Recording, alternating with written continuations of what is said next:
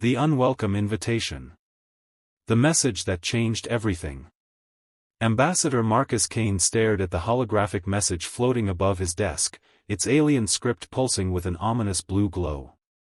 After 20 years in galactic diplomacy, he'd learned to read between the lines of political doublespeak, and this invitation reeked of trouble. "Rebecca," he called to his aide, "tell me this is some kind of joke." Lieutenant Rebecca Torres entered the cramped office aboard the diplomatic vessel Harmony's Edge, her expression grim. "I wish it was, sir." The message came through official channels, authenticated by all 4 major galactic powers. Marcus rubbed his weathered face. The invitation was beautifully crafted, written in perfect standard galactic, but the underlying message was clear as vacuum: come alone, or face the consequences. The trap in plain sight. The document requested Earth's presence at what they called a Peace and Understanding Summit on the neutral station Concordia Prime. What made Marcus's blood run cold wasn't the formal language or the diplomatic pleasantries. It was the specific clause buried in paragraph 7, to ensure productive dialogue, all military personnel are strictly prohibited from attending. "They want to discuss our military capabilities," Marcus muttered, "but they don't want our military there." It's like asking someone to explain how to swim while tying their hands behind their back. Rebecca nodded grimly. The Zephyrian Collective sent a private message 20 minutes ago. They're concerned about humanity's rapid expansion and what they call our aggressive tendencies. Marcus laughed bitterly. Aggressive tendencies. Humanity had been part of the Galactic Council for barely 3 years, and already the established powers were getting nervous. They'd watched humans go from discovering faster-than-light travel to establishing colonies on dozen worlds in less than a decade. What really worried them wasn't humanity's expansion, it was how efficiently they'd done it. The real concern. The truth was, humans had proven unsettlingly good at things the galaxy thought it understood. While other species had spent millennia perfecting their military doctrines, humans had walked in and completely rewritten the rulebook. They didn't just adapt existing strategies, they threw them out entirely and created something new. "Sir," Rebecca said carefully, "Command is recommending we decline the invitation. Admiral Richardson thinks it's obviously a setup." Marcus stood and walked to the viewport, watching the stars streak past as they approached the rendezvous coordinates. "Of course it's a setup. The question is, what kind of setup?" The 4 species hosting this summit represented the major power blocks of the galaxy. The Zephyrian Collective controlled the trade routes, the Altaran Federation held the industrial worlds, the Corvan Empire dominated the military sphere, and the Nexus Coalition commanded the information networks. Together, they'd maintained galactic peace for 3 centuries through careful balance and mutual deterrence. Then humans showed up and accidentally broke their entire system. The uncomfortable truth. "They're not just worried about our military," Marcus realized aloud. "They're worried about what our military represents. We don't think like them, Rebecca. We don't follow their rules." Rebecca pulled up the tactical analysis on her tablet. "The xenobiology reports are interesting, sir. All 4 species are what the scientists call convergent evolution. They developed similar military thinking because they evolved under similar pressures. Hierarchical societies, resource competition, territorial expansion. But we're different," Marcus finished. "We're pack hunters who learn to cooperate. We don't just fight for territory or resources, we fight for ideas, for principles, for people we've never met." That was what really terrified the galactic powers. They understood conquest, they understood resource wars, they understood territorial disputes.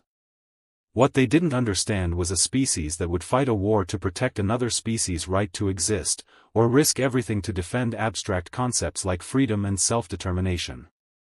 The decision. Marcus turned back to his aide. "Send a message to command. Tell them we're accepting the invitation." Rebecca's eyes widened. "Sir, with respect, that's exactly what they want us to do. They get us isolated, outnumbered, and completely at their mercy. Maybe, Marcus said with a slight smile. But they made one critical error in their planning. What's that, sir? They assumed we'd follow their rules. Marcus sat back down and began composing his response. They want to discuss human military capabilities without any military personnel present. Fine. But they never specified what kind of diplomatic personnel we could bring.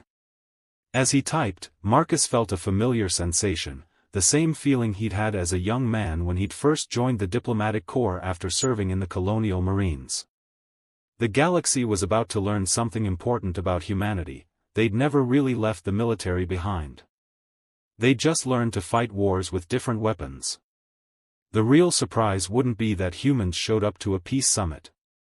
It would be discovering that for humans, there was no meaningful difference between a diplomat and a warrior. Both were just different ways of protecting the things that mattered. The trap was set, but the aliens had made a fundamental miscalculation. They'd assumed humans would be predictable. They were about to learn otherwise. The hostile welcome. Arrival at Concordia Prime. Captain Derek Stone felt the familiar weight of diplomatic formality pressing down on him as the human shuttle approached Concordia Prime.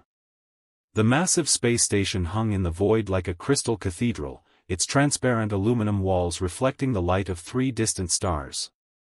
Beautiful, he thought, and absolutely perfect for an ambush. Sir, his pilot, Lieutenant Maria Santos, called from the cockpit, "We're getting some unusual readings from the station's defensive systems. They're powered up way beyond normal operational levels." Derek wasn't surprised. "How many ships in the area?" 47, sir. All from the 4 hosting species. No civilian traffic, no neutral observers.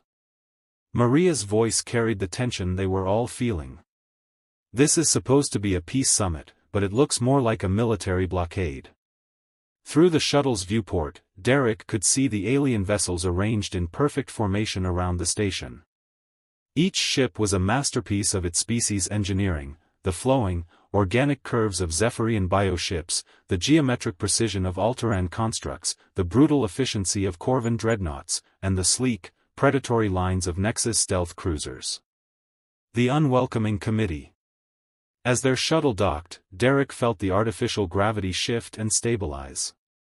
The docking bay was enormous, designed to accommodate vessels from dozens of different species.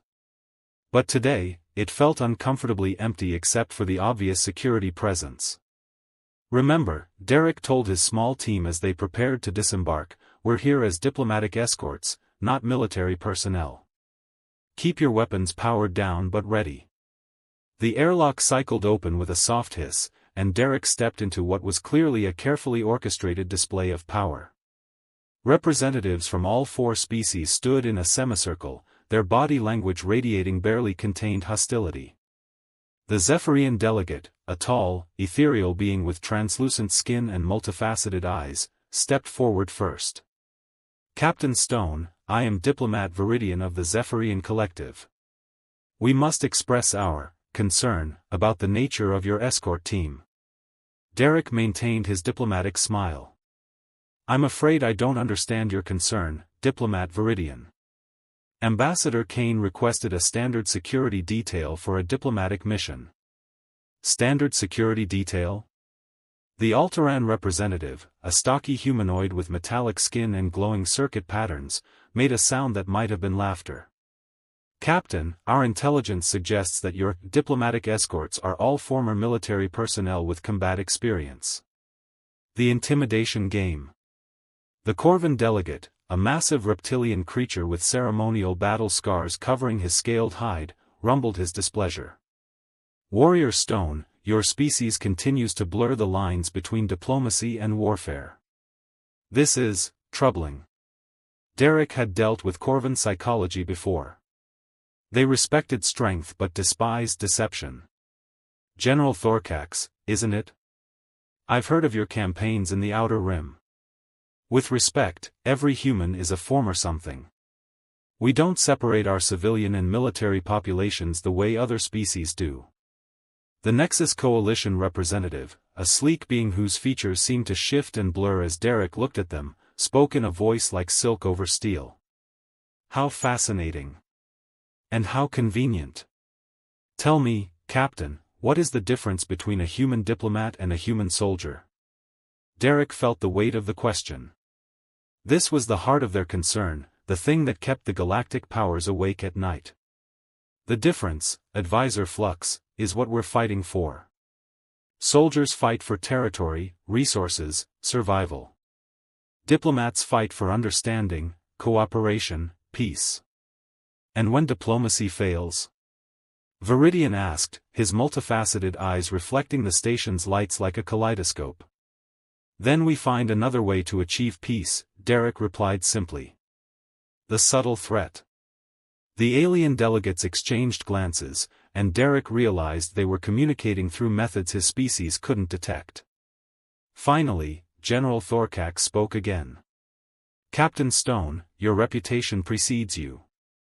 The incident at Kepler Station, where you single-handedly held off a pirate fleet with nothing but a damaged transport and creative use of mining equipment. Most impressive."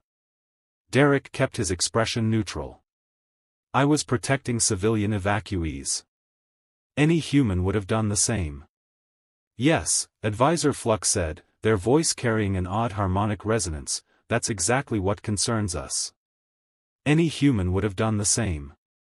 Your species appears to have an unfortunate tendency toward improvisation in crisis situations."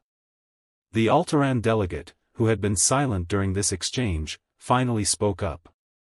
"Captain, we've prepared quarters for your team. The summit begins in 6 hours. We trust you'll find everything adequate." Derek nodded politely, but his tactical mind was already analyzing the situation. The quarters would be monitored, certainly. Probably isolated from the main station systems. The alien delegates were being careful not to give any direct threats, but the message was clear: humans were outnumbered, outgunned, and being watched. The real game begins. As they were escorted through the station's corridors, Derek noticed the subtle signs of preparation. Emergency blast doors positioned at strategic intervals. Security checkpoints manned by personnel from all 4 species. Weapon scanners that seemed calibrated specifically for human technology. "Sir," Lieutenant Santos whispered as they walked, "this doesn't feel like a peace summit. It feels like a trial." Derek nodded grimly. "That's because it is. They're not here to negotiate with us. They're here to judge us." The quarters they were shown to were luxurious by any standard, but Derek's experienced eye immediately identified them as a gilded cage. One way in, one way out, and enough sensor equipment to monitor a small city.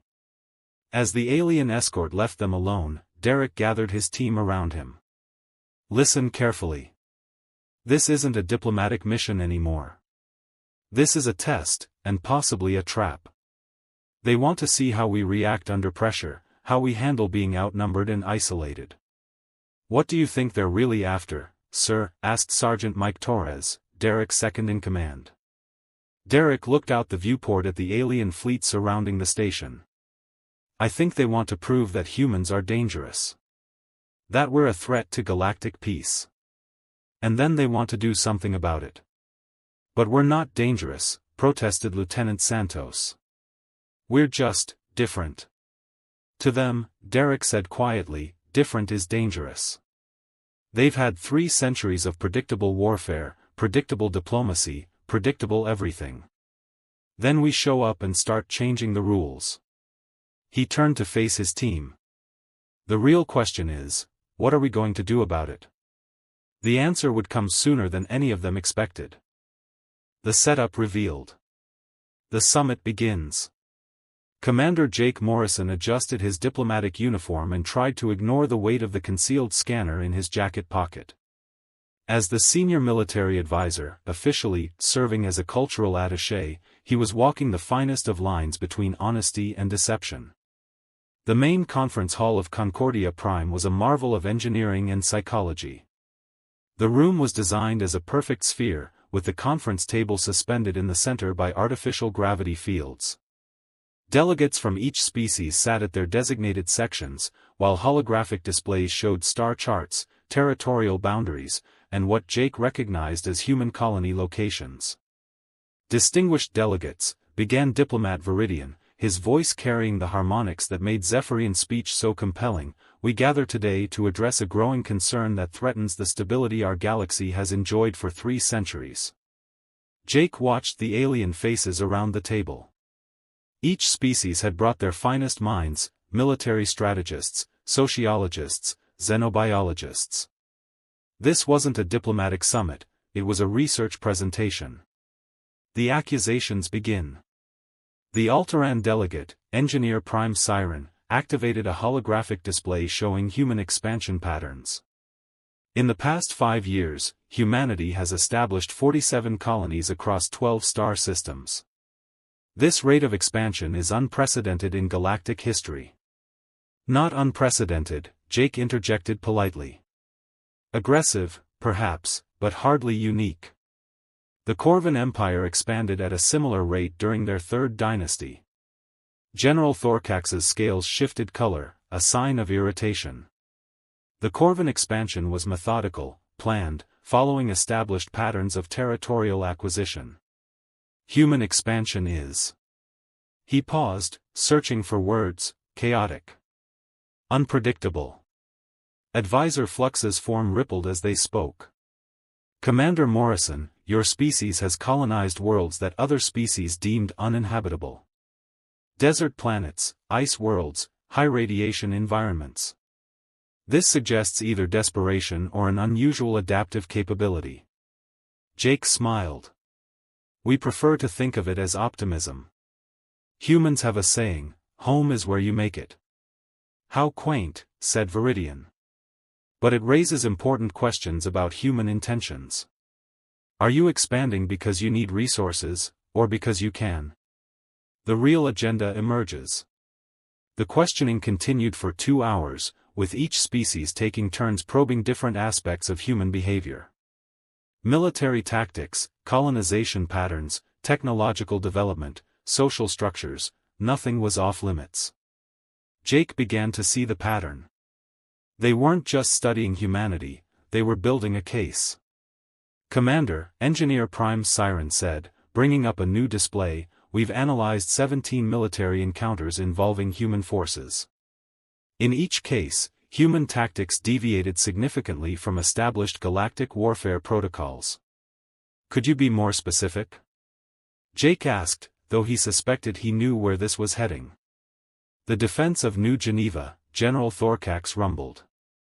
A single human cruiser held off an entire pirate fleet by using the planet's magnetic field to create an artificial weapons platform. This required real-time calculations that should have been impossible without a fleet-level AI. The evacuation of Harmony Station, Advisor Flux added. Human forces used civilian transports as decoy targets while hiding their military vessels inside asteroid fields. The deception was so complete that our sensors couldn't distinguish between armed and unarmed vessels. Jake kept his expression neutral. Creative problem-solving under pressure. I thought that was considered a virtue in military circles. It is, Viridian said softly, when used by predictable opponents. But humans seem to view every engagement as a unique puzzle to be solved rather than a standard scenario to be executed. The trap springs. The real bombshell came when Engineer Prime Siren activated a classified display. Commander, we've been monitoring human military communications for the past year. We've identified what appears to be a new class of weapons development. Jake felt his blood run cold. The display showed intercepted data packets, communication logs, and what looked like weapon schematics. But as he studied the information, he realized something crucial: it was all wrong. These are mining tools, he said after a moment. Asteroid processing equipment, planetary excavation systems, atmospheric processors. Exactly, Advisor Flux said with what might have been satisfaction. Tools that could be weaponized within hours of deployment. Your species has effectively militarized your entire civilian infrastructure. Jake stared at the display, understanding dawning. You think we're preparing for war? Aren't you? General Thorkax asked bluntly. Every human colony is a potential military base. Every civilian facility is a potential weapons factory. Every transport ship is a potential warship. The moment of truth. The room fell silent as the implications sank in. Jake looked around the table at the alien faces, seeing fear masked as concern, suspicion disguised as curiosity. You're not here to negotiate, he said finally. You're here to deliver an ultimatum. Viridian's multifaceted eyes reflected the holographic displays. Commander Morrison, the Galactic Council has reviewed the evidence. Humanity represents an unpredictable variable in galactic stability. We cannot allow this to continue. What exactly are you proposing? Jake asked, though he dreaded the answer. Engineer Prime Siren spoke with mechanical precision. Immediate cessation of colonial expansion. Mandatory inspections of all human facilities. Restriction of human military forces to a single star system. And most importantly, the integration of human military command with galactic oversight. Jake felt the weight of the moment. This was it, the real purpose of the summit. Not negotiation, but capitulation. And if we refuse? The silence stretched for long seconds before General Thorkax answered. Then the Galactic Council will be forced to consider humanity a rogue element requiring containment. The final card. Jake stood slowly, his mind racing through options. They'd been outmaneuvered, outgunned, and outnumbered. But as he looked at the confident faces around the table, he realized the aliens had made one crucial mistake. They'd assumed humans would be alone. Distinguished delegates, Jake said formally, I need to consult with my government before responding to these proposals. Of course, Viridian said smoothly. But please understand, Commander, that time is a factor.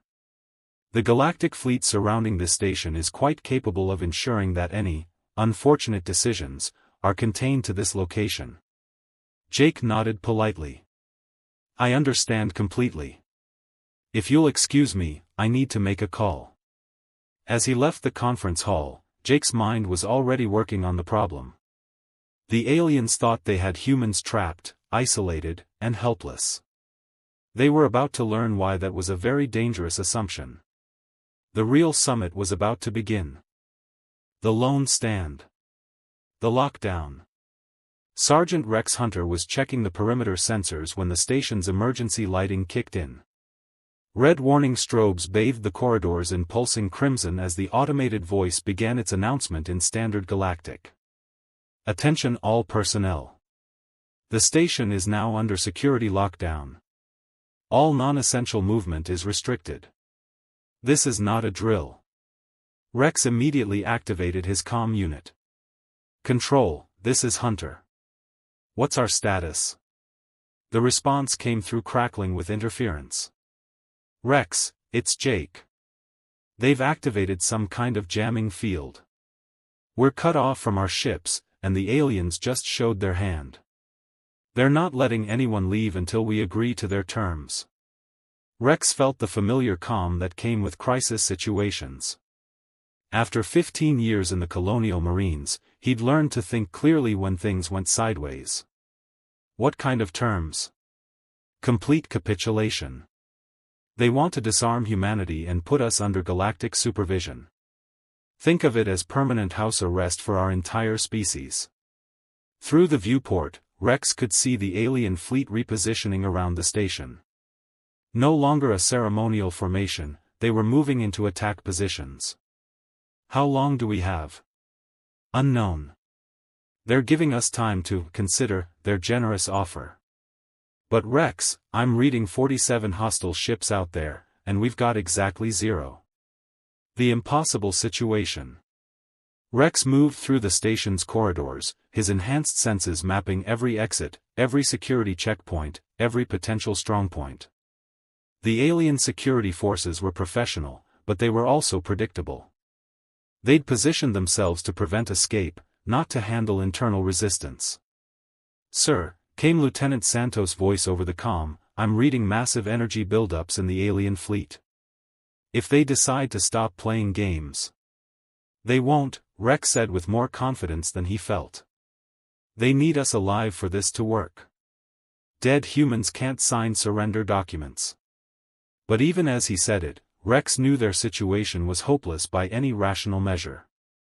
6 humans against the combined forces of 4 galactic powers, trapped on a station they didn't control, with no backup and no way to call for help. It was exactly the kind of situation that brought out the best in humanity. The Discovery. Rex's tactical training kicked in as he explored the station. Concordia Prime was a marvel of cooperative engineering, built by all 4 species working together. Which meant it had 4 different security systems, 4 different emergency protocols, and 4 different ways to interpret the same command. "Jake," Rex said into his comm, "I need you to keep them talking. Buy me 30 minutes. "What are you planning?" "Something stupid," Rex replied. "Which means it might actually work." He made his way to the station's central core, where the primary systems were housed. The environmental controls, the artificial gravity generators, the emergency life support, all controlled from a central hub that was supposed to be impregnable. Rex studied the security panel. 4 different access systems, each designed by a different species, each with its own authentication protocols. The designers had assumed that no single individual could bypass all 4 systems simultaneously. They hadn't considered that humans were really good at cheating. The hack. Rex pulled out his multi-tool and began working on the access panel. The Zephyrian biolock required a specific pheromone signature, but Rex had noticed that the cleaning supplies in the nearby storage room contained synthetic versions of the same compounds. The Altaran quantum encryption was theoretically unbreakable, but it had a diagnostic mode that could be triggered by precisely timed electromagnetic pulses. The Corvin military lock was the easiest. It was designed to resist brute force, not the delicate touch of someone trained in demolitions. And the Nexus Coalition's adaptive security system was so sophisticated that it actually helped him, providing step-by-step instructions for maintenance personnel. "Rex," Jake's voice crackled through the comm, "they're getting impatient. Whatever you're doing, do it faster." "Almost there," Rex muttered, sweat beading on his forehead as he worked. The final security layer was a cooperative lock that required simultaneous input from all 4 species. But Rex had noticed something about the station's construction. It was designed with redundancy systems that could be activated in case of emergency. He triggered the fire suppression system in Section 7, the atmospheric leak protocol in Section 12, and the gravity failure backup in Section 15. The station's emergency AI, faced with multiple simultaneous crises, activated the cooperative override. Rex was in the gambit. The station's control system spread out before him like a 3-dimensional map of pure possibility.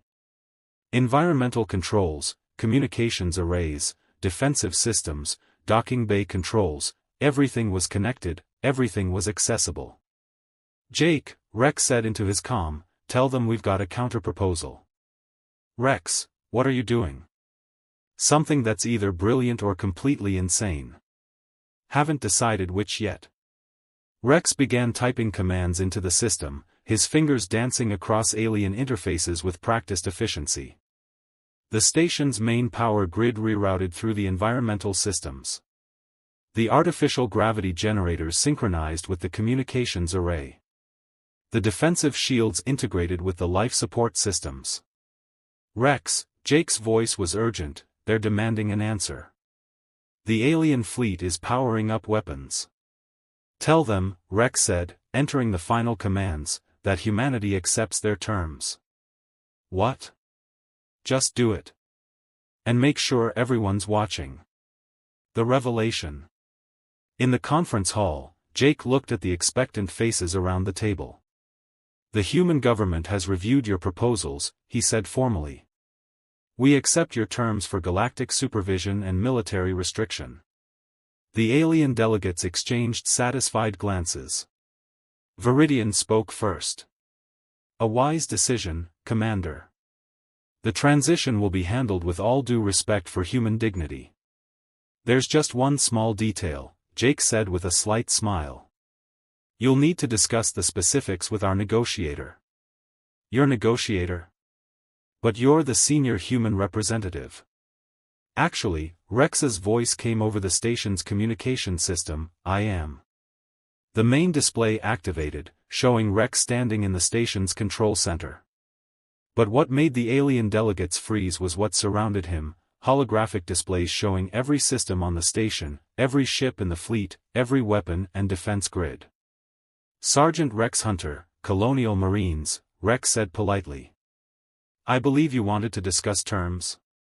General Thorcax's scales shifted to a deep red. Impossible. Those systems are secured by 4 different species protocols. Yeah, about that, Rex said, and suddenly every light on the station dimmed simultaneously.